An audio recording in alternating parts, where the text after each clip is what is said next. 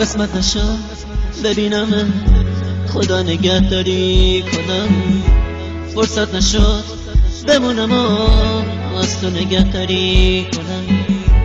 گفتم اگه ببینمت دل کندنم سخته برام، اگه یه وقت بگی نرام رفتن پر از درد برام.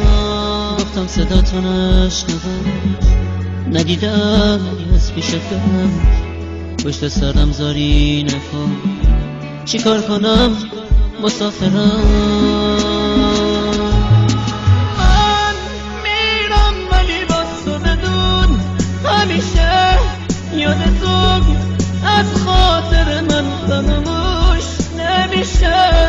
گل من خوب میدونی بی تو تک و تنهام عزیزم، اگه تو نباشی میمیرم.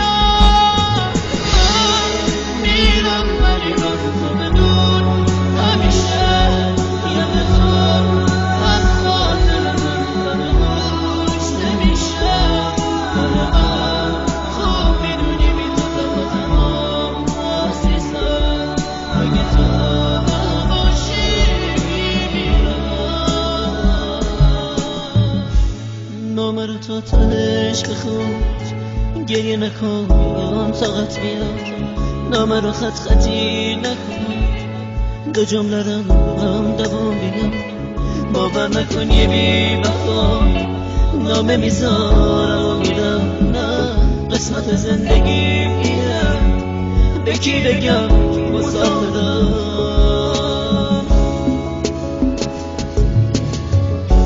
سهم من از تو دوریه تو لحظه های بی کسی، قشنگیه قسمت ماست که ما به هم نمیرسیم. من میرم ولی با تو بدون همیشه یاد تو از خاطر من فراموش نمیشه. گل من خوب میدونی بی تو تک و تنهام عزیزم، اگه تو نباشی میمیرم.